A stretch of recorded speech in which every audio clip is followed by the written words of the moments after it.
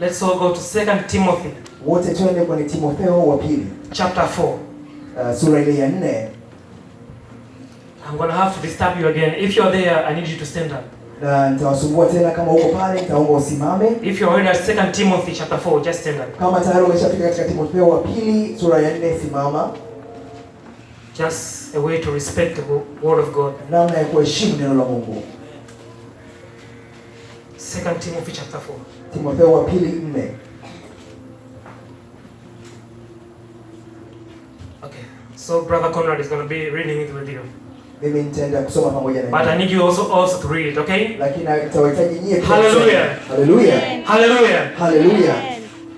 Let's go. One verse. Verse 1 to 13. Mstari wa kwanza mpaka wa 13. 1, 2, 3. Let's go.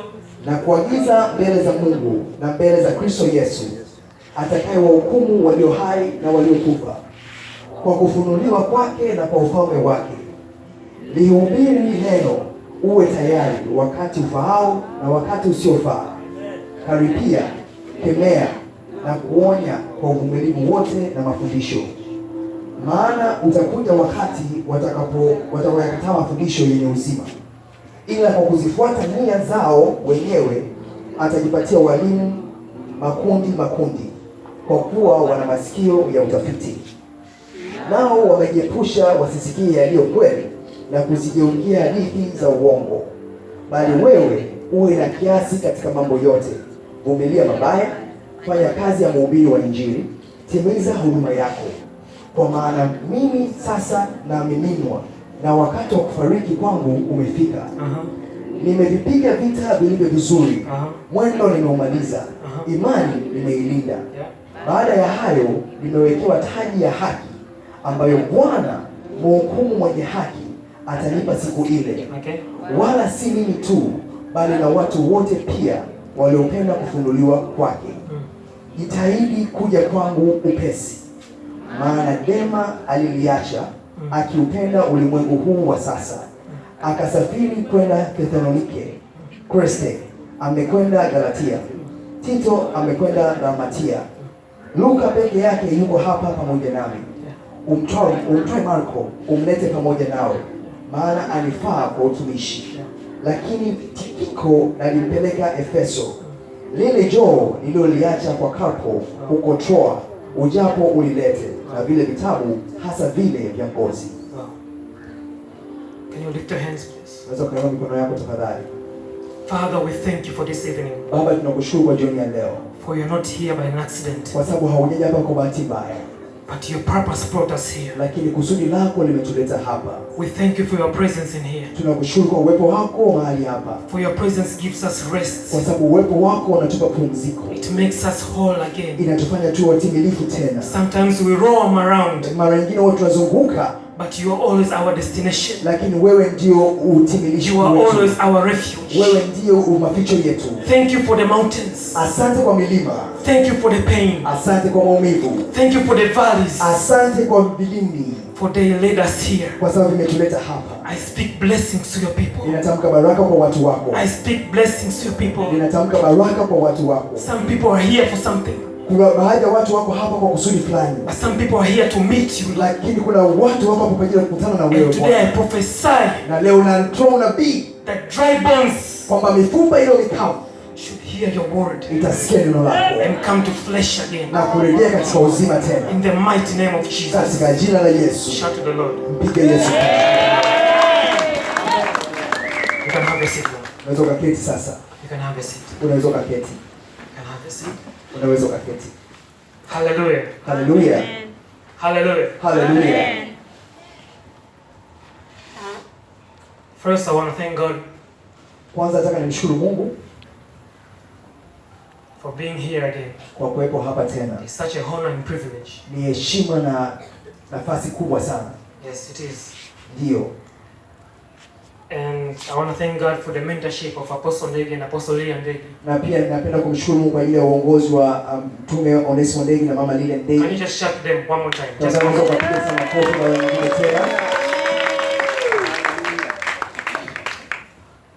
So some of you already know what we're going to speak today. Baadhi yenu mnajua tayari ninachoenda kuzungumza leo. In Swahili to say imevuja. Kwa Kiswahili tunasema imevuja. So for those who know what are we speaking about today? Je, leo tunazungumza juu ya nini? Kwa ambao wanajua. Yes, sis. What are we speaking about? The last cup. Tunazungumzia kikombe cha mwisho. That's our topic today. Hicho ndio kichwa cha somo For letu. those who are writing, the last cup. Kwa wale ambao wanaandika ni kikombe cha mwisho ndio somo letu leo. The last cup. Kikombe cha mwisho. So, let's go straight to the Bible. Twende moja kwa moja kwenye Biblia. We were reading about Paul. Tulikuwa tunasoma juu ya Paulo. We were reading about Paul. Tulikuwa tunasoma juu ya Paulo. And there's something very unique about this chapter. Na kuna kitu cha kipekee sana juu ya hili andiko. Very, very unique. Cha kipekee sana. Because we see Paul at his last days. Kwa sababu tunaona Paulo katika siku zake za mwisho. We see Paul at his last days. Tunamuona Paulo katika siku zake za mwisho. Paul is about to die. Paulo anakaribia kufa. Maybe when I say Paul, you don't understand what I mean. Labda nikisema Paulo hamjui namaanisha nini? Paul is the person who wrote 80% of the books in the New Testament. Paulo ndo mtu aliyeandika 18% ya Agano Jipya. Paul is the one who wrote 80% ya Agano Jipya. A lot of books in the New Testament. Vitabu vingi katika Agano Jipya were written by Paul, vimeandikwa na Paulo, the apostle. Mtume. 80%. 80%. Let me tell you something about Paul. Wacha nikwambie kitu kuhusiana na Paulo. Jesus, Yesu brought salvation. Alileta wokovu. But it is Paul, lakini Paulo, that made us understand ambaye alitufanya tuelewe the salvation of Christ. Wokovu wa Kristo. Look, I just want to speak about Paul a bit. Nataka nizungumzie It Paulo is kidogo. Paul Ni Paulo that taught us ambaye alitufundisha the fruits of the Spirit. matunda ya Roho. We wouldn't understand them Tusingeweza kuelewa without Paul. bila Paulo. Okay, no one is following me. Hakuna mtu ananifuata hapa. It is Paul Ni Paulo that taught us about the authorities. ambaye alitufundisha juu ya mamlaka. That there are going to be apostles, Kwamba kutakuwa na mitume, prophets, kutakuwa na manabii, evangelists, na wainjilisti, teachers. walimu. It is Paul Ni Paulo that showed us these authorities. ambaye alituonesha hizi mamlaka. It is Paul Ni Paulo that said ambaye alisema that therefore there is no condemnation. kwamba shetani hakuna kuhukumiwa. There is no condemnation Hakuna kuhukumiwa for those that are in Jesus Christ. kwa wale ambao wako katika Yesu It is Kristo. Paul that showed us that. Ni Paulo ambaye alituonesha hilo. Amen. Paulo. It is Paul that said, Ni Paulo ambaye alisema for we don't know how to pray, kwamba sisi hatujui kuomba, but the Spirit. lakini Roho Oh, come on. atakuja. Am I speaking to myself? Nazungumza mwenyewe hapa. Yes. It is Paul that showed us Ni Paulo aliyetuonesha that our bodies kwamba miili yetu are temples of the Spirit. ni mahekalu ya Roho Mtakatifu. It is Paul. Ni Paulo, No one, sio mtu mwingine. no one did ministry Hakuna aliyefanya huduma like Paul. kama Paulo. No one. Hakuna. Paul never lived his life. Paulo hakuishi maisha yake. This same Paul Paulo huyu is about to die. anakaribia kufa. The same Paul that did all these great things Paulo huyu aliyefanya mambo yote ya makuu is about to die. anakaribia kufa. All right. The pastors told me that my teachings are usually it's just a couple of pastors Kuna baadhi ya wachungaji wameniambia kwamba mafundisho yangu are usually a bit complex, mara zote yanakuwa kidogo magumu. so I should lower myself a bit Kwa inabidi so kidogo that everyone understands. nilegeze ili kwamba kila mtu aweze kuelewa. Hallelujah. Haleluya. And I'll try my best, okay? Na nitajitahidi. Sawa? Hallelujah. Haleluya. Can you wait for me if you're still here? Nipo mjeni kama bado All uko right, all hapa. right. So this same Paul Kwa Paulo huyu is about to die. anakaribia kufa. And in this chapter, Na katika sura hii, these are his very last words. haya ndo maneno yake ya mwisho. Very, very last words. Maneno yake ya mwisho kabisa. And listen to what he says. Nasikiliza anachokisema. I quoted almost two things.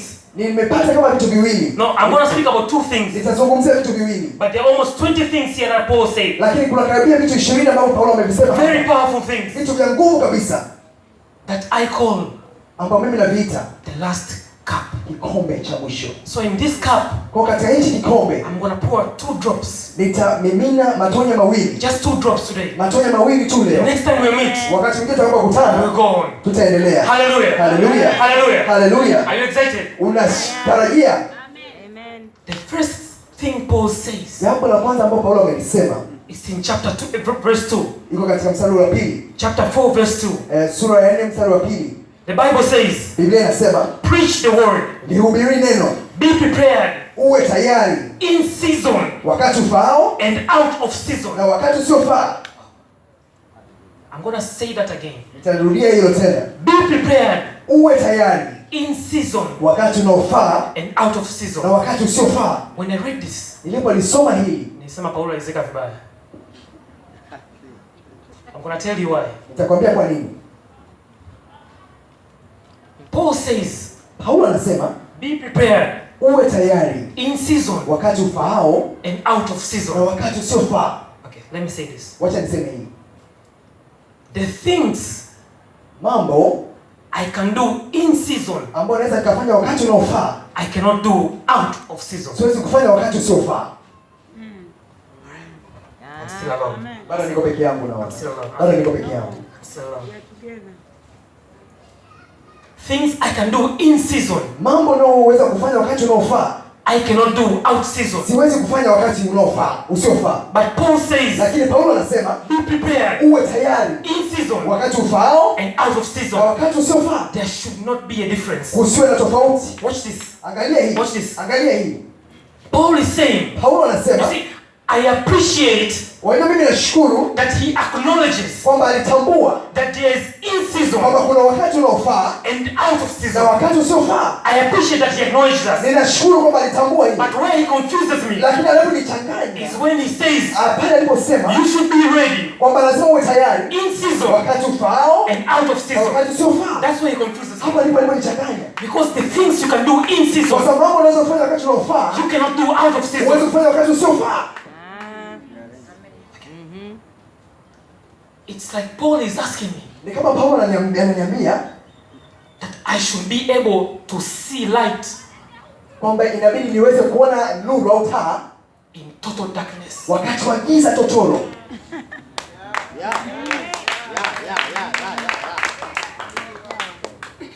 It's like he wants me to see joy Ni kama vile anataka niwe na furaha in my deepest pain. wakati wa maumivu yangu ya ndani kabisa. How? Inawezekana vipi? He wants me to see God Anataka nimuone Mungu even when God is not there. hata wakati ambapo Mungu hatimuoni, hayupo. You know, at the cross, Unajua pale msalabani, even Jesus said, hata Yesu alisema, Father, Baba, why have you forsaken me? umeniacha. Because there are times Kwa sababu kuna nyakati that God ambapo Mungu himself stays aside. yeye mwenyewe anakaa pembeni. Amen. He's saying us to see breakthrough Anataka tuone mpenyo even when there is no door. hata pale ambapo hamna hata mlango. I hope I'm not confusing anyone here yet. Na nafikiri simchanganye mtu yoyote. Bado tuko pamoja? Tuko pamoja. Alright. Good, good, good. The thing is, Jambo ni kwamba don't worry, I'm going to finish very early today, just 20 minutes. sijali, nitamaliza kwa haraka sana, dakika 20 tu. The thing is, Swala ni kwamba Paul understands Paulo anaelewa that we are at times, kwamba kuna nyakati kwa sisi tuko katika wakati where we try to bring God ambako tunajaribu kumleta Mungu into the seasons, katika majira, while God wakati Mungu is trying to take us yeye anajaribu kutuchukua sisi into his glory. katika utukufu wake. This is just not working. Wait. Let me do this. Wacha nifanye hivi. When God speaks, Mungu anapozungumza, he doesn't speak at our dimension. huwa azungumzi katika kiwango chetu. He speaks at his dimension. Anazungumza katika kiwango chake. When God speaks, Mungu anapozungumza, he doesn't speak from your situation. azungumzi kutoka katika hali yako. He speaks from his side. Anazungumza kutoka katika upande wake. Amen. Are you still with me? Bado uko na mimi? Amen.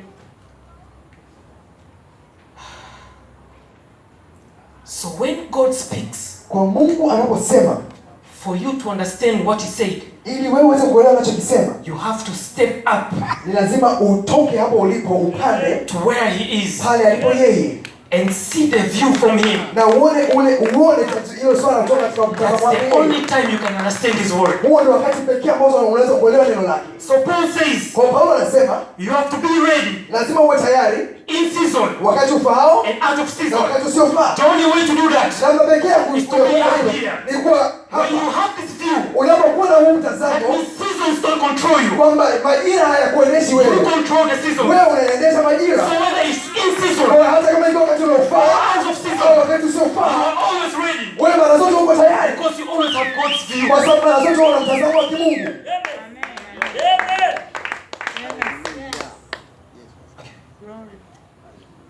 Let me do this. Wacha nifanye hivi. Do this.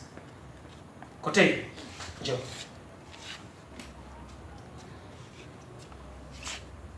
Did you see what happened? Umeona kilichotokea? Okay, you didn't. Okay, go back. They didn't see what happened. Hakuna kilichotokea. I'm going to do it again. Nitafanya tena. Watch this, okay? Tazama hii. Kotei. Kotei, Come. Joe. Did you see that? Umeona hiyo? You see that? Umeona hiyo? Okay, stay right here. Simama hapo hapo. Jane. Jen,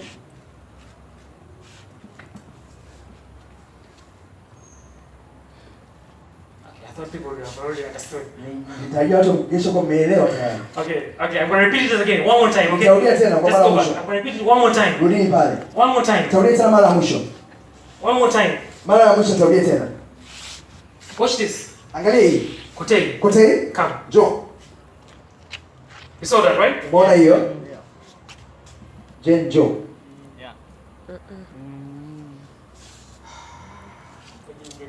Hawajaipata bado. Got it. You didn't get it yet. Hawajaipata bado. When God gives you a calling, Mungu anapokuita, okay, someone already understood. kuna mtu ameshaelewa. When God gives you a calling, Mungu anapokupa wito, the only way to understand His calling namna pekee ya kuelewa wito wake is if you're here. ni mpaka uwe hapo. I called Him with my voice. Nimemwita kwa sauti yangu. I called her with my actions. Pia huyu nilimwita kwa matendo yangu. I called him in season. Nilimwita yeye katika majira, In season, wakati ufao. wakati ufahao. I called her out of season. Yeye nikamwita wakati usiofaa. But it's the same calling, Lakini wito ule ule. different seasons. Wakati tofauti, nyakati tofauti. If you want to understand your calling, Kama unataka kuelewa wito wako, no matter the seasons, haijalishi hali, it's always from God's view. ni lazima uwe katika mtazamo wa Mungu. Amen. Amen. You know, the first thing God did with Paul, Unajua jambo la kwanza ambalo Mungu alifanya na Paulo, when Paul was on his way to Damascus. Paulo alipokuwa akielekea Damascus. You remember the story, right? Unakumbuka hiyo simulizi ndio? Then Jesus appeared to him. Yesu akamtokea. There was a light. Kulikuwa kuna nuru. A light shone on him. Nuru ikamwangazia. You remember that story, right? Nakumbuka simulizi ndio? Naikumbuka, right? Light shone on him. Nuru ikamwangazia. The next thing that happened, Jambo la pili ambalo lilitokea, Paul went blind. Paulo akawa kipofu. I hope this one confused. Na tarajia hii isiwachanganye kabisa. Light shone. Nuru iliangaza. Paul went blind. Paulo akawa kipofu.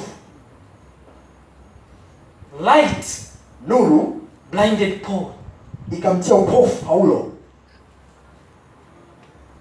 Okay, I was watching if someone already understood it. Not yet. Nikuangalia kama kuna mtu I'm coming, ameshaelewa. don't worry, don't worry. Nakuja. Light Nuru blinded Paul. ikamtia upofu Paulo. The thing is, Jambo ni kwamba we don't turn on light atuwashi taa to go blind.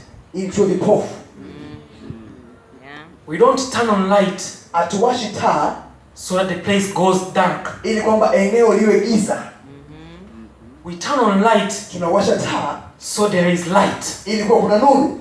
But when this light shone, Lakini hii nuru ilipomjia Paulo, there was darkness. kukawa na giza. Okay.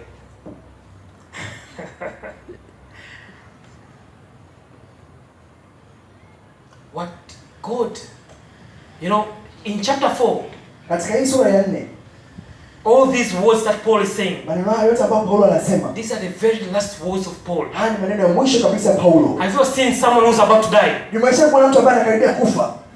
Most of the words he says Maneno mengi ambayo anasema are just a summarization of his whole life. ni kama summary ya maisha yake yote. Follow me very careful. Nifuate vizuri sana. So Paul Kwa Paulo is actually telling us about himself. ni kama anatuelezea juu ya yeye mwenyewe. The first thing Jambo la kwanza that God did with Paul ambao Mungu alifanya na Paulo is open his spiritual ni eyes. kwamba alifungua macho yake ya roho. That's the first thing he did. Hilo ndio jambo la kwanza ndio He alifanya. taught Paul Alimfundisha to Paulo see things aweze kuona mambo from his view. kutoka katika mtazamo wa kimungu.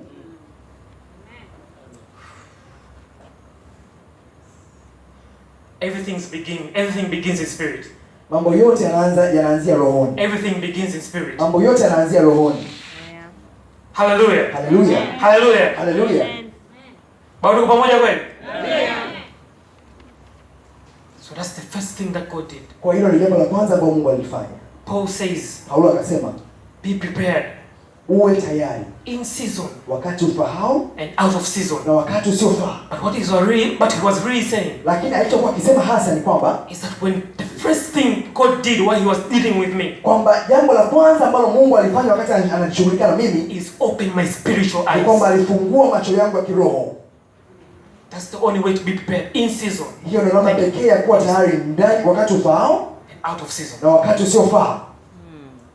The second thing, Na jambo la pili, and this is the last thing, na hii ndio jambo la mwisho. I told you we're going to leave here immediately. Nilikwambia tutaondoka leo mapema sana hapa.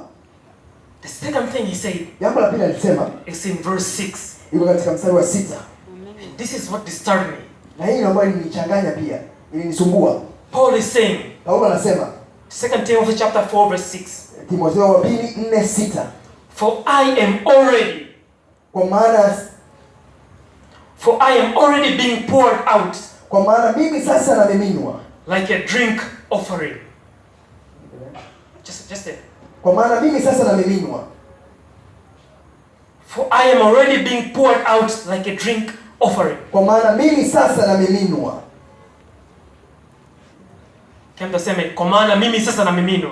Kwa maana mimi sasa namiminwa. Mwambie jirani yako, ninamiminwa. Ninamiminwa. Ninamiminwa. Ninamiminwa. Mshangilie Mungu kidogo. Amen.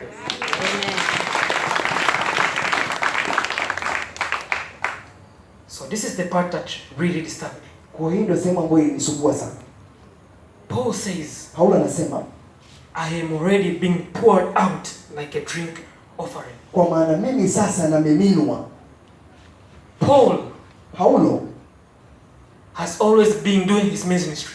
mara zote alikuwa akifanya huduma yake. But this is the first time Lakini hii ndio mara ya kwanza he uses the word a drink ametumia neno kama kinywaji in his ministry. katika huduma yake. He says, I am being poured out like a drink. Anasema namiminwa kama kinywaji. Follow me very careful. Nifuate vizuri sana. I really need you to get this. Nataka uipate hii. And I'm going to make it really simple so that you get it. Na nitaifanya iwe rahisi na uweze kuielewa. Paul has never talked about being poured out. Paulo yeye kuzungumzia juu ya kumiminwa. Never. Kamwe. This is the first time. Hii ndio mara ya kwanza And he's about to die. na anakaribia kufa. Yesu has never talked about a cup hajawahi kuzungumzia juu ya kikombe until he was about to die. mpaka alipokuwa akikaribia kufa. Then he said, Hapo akasema, if possible, kama ikiwezekana, may this cup pass by. kikombe hichi kiniepuke. Just when he was about to die. Alipokuwa akikaribia kufa. Yes. Wow. As I'm finishing, let me say something. Napenda kutimisha na labda sema kitu.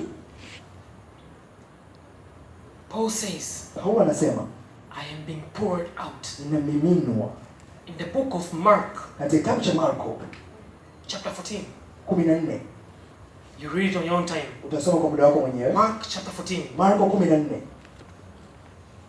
It explains just Jesus went to a feast. Inaeleza kwamba Yesu alienda kwenye sherehe. And Mary and Magdalene were there. Na Mariamu na Magdalena walikuwa pale. And we see Mary. Na tunamwona Mariamu, She took a jar of perfume. akachukua marhamu, very expensive one. marhamu ya gharama sana. Then what she did, Na alichokifanya, let me open this. wacha nifungue hii.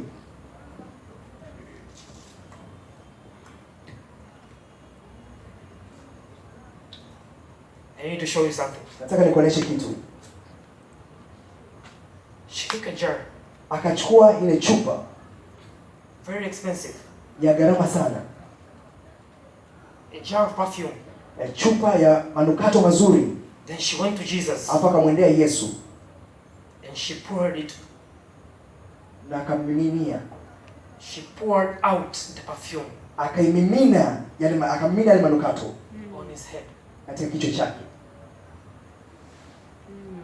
Right. I like the silence. Napenda huo kimya.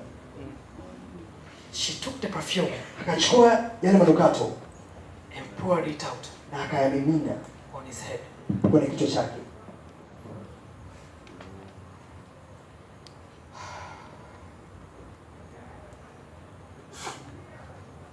Kunisaidia hapa mwisho.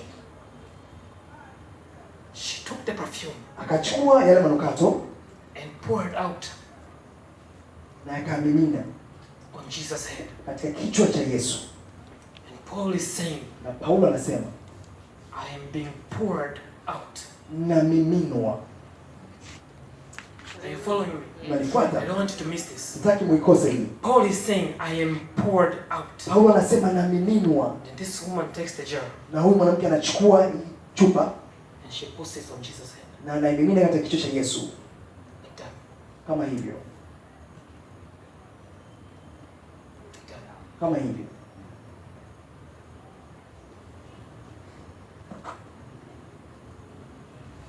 And the people around Na watu walizunguka said, it is a waste. wakasema huku ni kupoteza, It is a waste. ni kupoteza kabisa.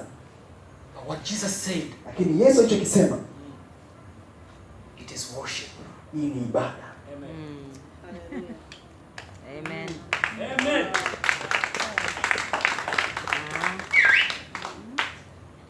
It is worship. Hii ni ibada. When Paul says, I am being poured out, Paulo anaposema ninamiminwa, he gives a summary of his life. anatoa summary ya maisha yake And he says, I am poured out. na anasema namiminwa, It is worship. ni ibada. Amen. Amen. Out of all the things he could have said about his ministry, Juu ya mambo yote ambayo angeweza kusema juu ya huduma Paul yake, did very great things. Paulo alifanya mambo makuu sana, But the thing he put in consideration, lakini jambo aliloweka katika kuangalia I uangalifu am poured out. kwamba namiminwa, Worship. ibada. Watch this. Angalia hii. I need everybody to look here. Nataka kila mmoja Just angalia. watch this, okay? Angalia hapo. Watch what I'm doing, okay? Angalia ninachokifanya. What were you looking at? Ulikuwa unaangalia nini? The cup, Chombo where the water is going to spill, au pale ambapo maji yataenda kumwagika, or were you looking at the water? au ulikuwa unaangalia maji? Maji. Paul Paulo is just a vessel. ni chombo. The water Maji is worship. ni ibada.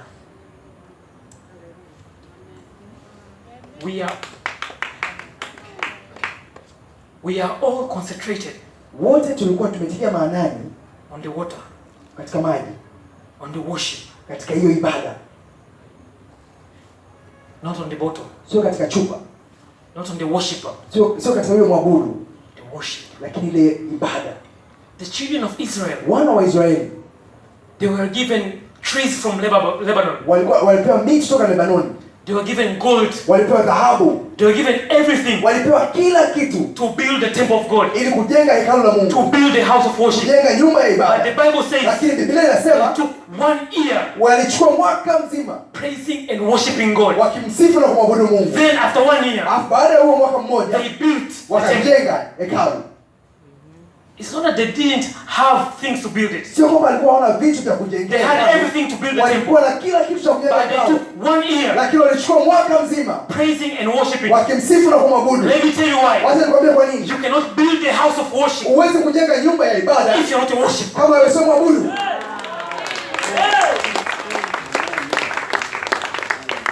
So Paul says, I am poured out. Kwa Paulo anasema namiminwa, And we are all concentrated on the worship. na wote tulikuwa tunaitia We are maana all ya concentrated ibada. on the drink. Wote tulikuwa tunatia maana hicho kimiminika. They say, Wanasema you reflect what you see. unaakisi kile unachokiona. You reflect what you see. Unaakisi kile unachokiona. You know what I'm saying? When they say reflect, Unajana linakisha kuakisi. it's like when you're on the mirror. Ni kama vile uko kwenye kioo. You see yourself on the mirror. Unajiona mwenyewe kwenye kioo. So you see what you are. Kwa hiyo unajiona vile ulivyo. When you see worship, Unapoona ibada,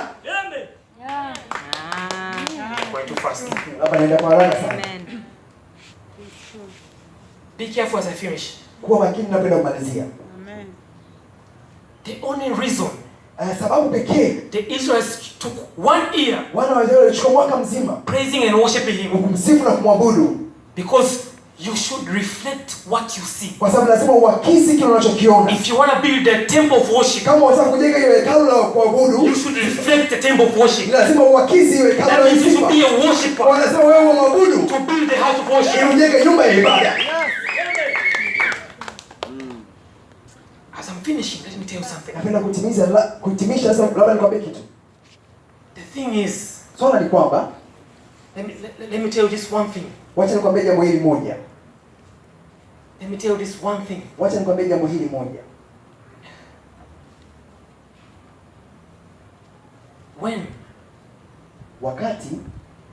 When is the pouring out? Wakati unamiminwa.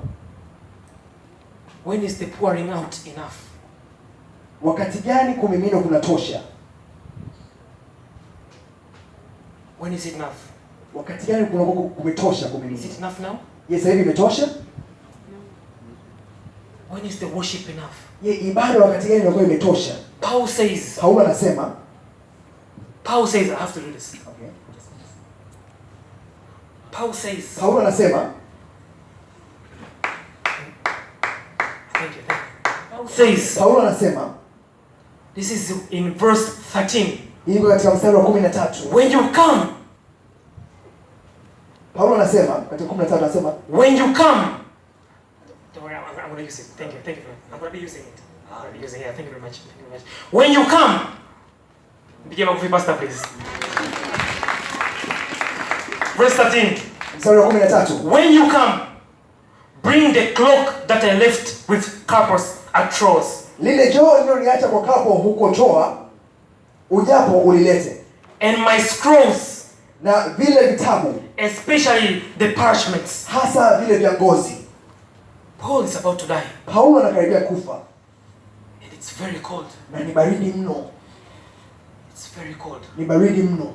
So Paul tells Timothy, Kwa Paulo anamwambia Timotheo, his spiritual son, mtoto wake wa kiroho, that when you come, kwamba utakapokuja, please bring my cloak. tafadhali niletee ile joho langu. Bring my cloak, Niletee ile joho langu because I need it. kwa sababu nalihitaji. It's very cold, Ni baridi sana, but I can't stop pouring out lakini siwezi kuacha kumiminwa because it's cold. kwa sababu ni baridi. I can't stop pouring out. Siwezi kuacha kumiminwa. There are distractions to your worship. Kuna vitu ambavyo vinakuzuia ibada I yako, can't stop pouring out. lakini siwezi kuacha kumiminwa kwa sababu kuna baridi. Bring my coat. Niletee koti langu. Paul Paulo is filled with the word of God. amejazwa neno la So Mungu. he's saying, Kwa hiyo anasema, bring my scrolls. niletee vitabu vyangu. Bring my papers. Niletee makaratasi Because I have yangu. to keep writing. Kwa sababu lazima niendelee I kuandika. have to keep writing. Lazima niendelee If I'm kuandika. about to die, Na kweli niendelee but kufa. there's still worship in Lakini me. bado kuna ibada ndani There's yangu. still fire in me. Bado kuna moto ndani I have to yangu. keep writing. Lazima niendelee kuandika. Niendelee I kuandika. have to keep reading. Lazima niendelee I kusoma. have to keep pouring Lazima out. niendelee kumimina. Because worship Kwa sababu kuna ibada. doesn't stop. Hawasema haijaisha. There's no extent of worship. Hakuna kikomo cha ibada.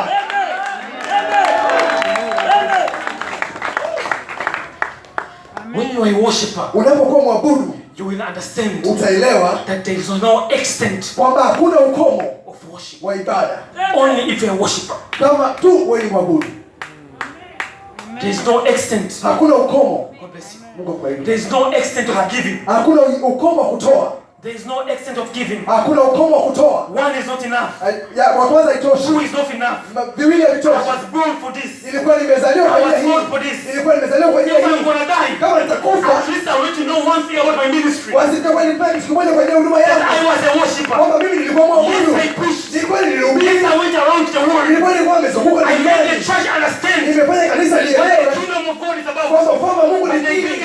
lakini jambo is that kubwa I was a worshiper. kwamba mimi nilikuwa I always poured out. mara zote nimemiminwa, mara zote No matter nimemiminwa. what the circle said, Haijalishi I was hali, prepared. nilikuwa niko tayari In season. wakati ufaao, And out of season, wakati I usiofaa. was always prepared. Mara zote niko I was tayari, always in God's mara will. zote niko katika mtazamo wa Mungu.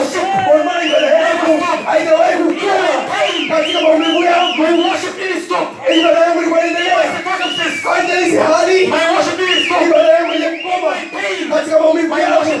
Ibada yangu haikukoma When my family left me, wakati familia yangu imeniacha. my worship didn't stop. Ibada yangu haikukoma, I kept pouring out, inaendelea kumiminwa, pouring out. kumiminwa, And people around me na watu walionizunguka were saying it's a waste. wakasema hii ni kupoteza, But they didn't know. lakini hawakuelewa It's worship. ni ibada, It's worship. ni ibada, Amen.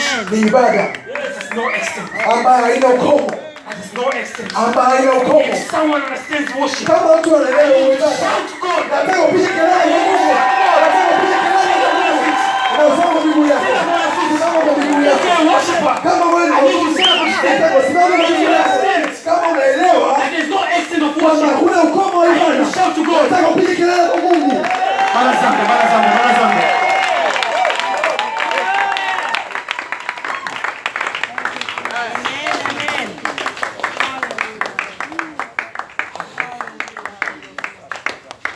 It's not a waste. Sio kupoteza, It's worship. ni ibada. Amen.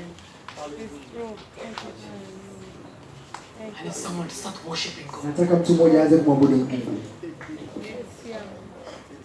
Oh, Jehovah. You might have no words, Unaweza ukawa hauna maneno, but there is worship within you. lakini kuna ibada ndani yako. Paul didn't have eyes, Paulo hakuwa na macho, but he had worship within him. lakini alikuwa na ibada ndani yake. Worship, Ibada, worship. ibada. You should reflect what you see. Lazima uakisi kile unachokiona. These Israelites, Wana wa Israeli they stayed for 1 year. walikaa mwaka mzima, They didn't rush to build it hawakuharakisha kujenga, because they wanted to reflect what they are building. kwa sababu walitaka kuakisi kile wanachokijenga. They understood Walielewa you cannot build a house of worship huwezi kujenga nyumba ya ibada if you're not a worshiper. kama wewe sio mwabudu. Paul understood. Paulo alielewa, In my ministry, katika huduma yangu I have done a lot of things. nimefanya mambo mengi. No one did ministry like me. Hakuna mtu aliyefanya huduma kama No mimi. one did ministry like me. Hakuna aliyefanya huduma kama I'm mimi. the one who made people understand Mimi ndio ambaye nilifanya watu waelewe what salvation is all wokovu about. ni nini. I'm the one who wrote Mimi ndio ambaye niliandika 80% of the New asilimia Testament. themanini ya Agano I'm the Jipya. one who told you Mimi ndio ambaye niliwaambia that we don't know how to pray, kwamba hatujui namna ya but kuomba, the Spirit prays for us. lakini Roho Mtakatifu As I anasaidia was kuomba about kwetu. to die, Na sasa hivi tunavyokaribia kufa, let me just tell you something about my ministry. ngoja nikwambie kitu juu ya huduma It yangu. was all about worship. Ilikuwa tu ni juu ya I was ibada. created to worship. Niliumbwa ili I was niabudu. born to worship. Nilizaliwa ili I was a niabudu. worshiper. Mimi nilikuwa ni Even mwabudu. before the earth was formed, Hata kama ulimwengu hujaumbwa, God seeks worshippers. Mungu He anatafuta never waabudu. seeks anything else. Hatafuti mtu chochote kingine. God has one weakness. Kama Mungu ana udhaifu mmoja, It's worshippers. ni waabudu.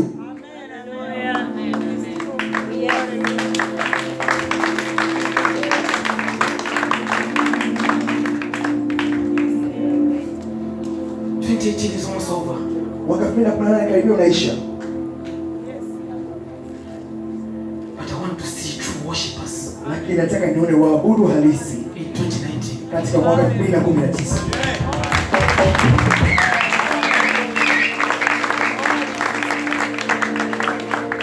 People who can worship through their pain Watu ambao wanaweza kuabudu katika maumivu and through their joy.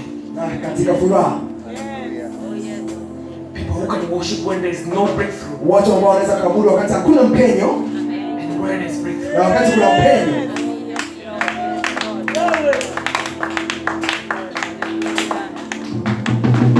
Who can worship in season Wanaweza kuabudu wakati ufaao and out of season. na wakati usiofaa.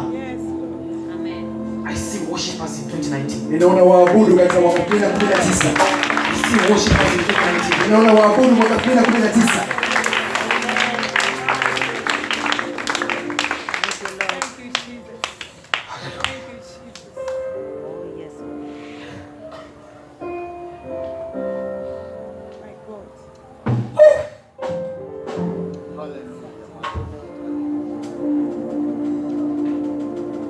I need us to worship.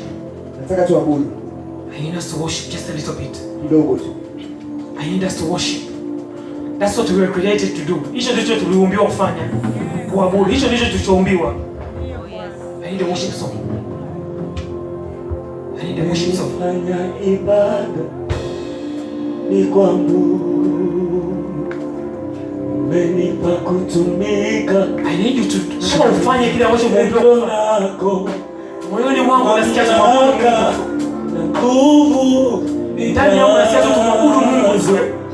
Kama Paulo alifanya kazi kubwa nyingi, kuabudu ilikuwa kitu namba moja ndani yake. Kumwabudu Mungu ilikuwa kitu namba moja. Nasikia ndani yangu tumwabudu Mungu nazo kufanya lolote utakalo,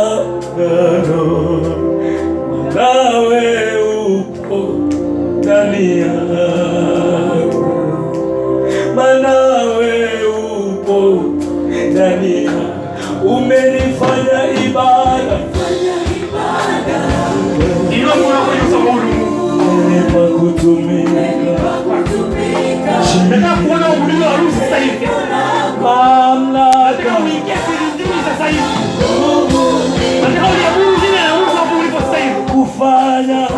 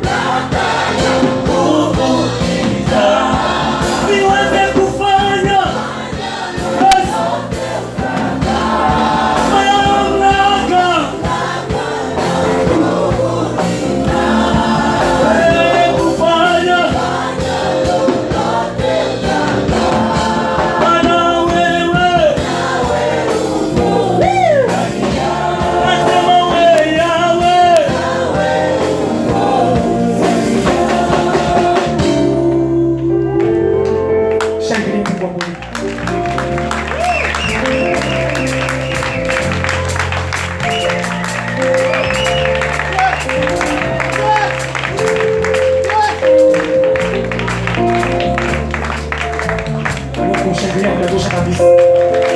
Kumshangilia kunatosha kabisa.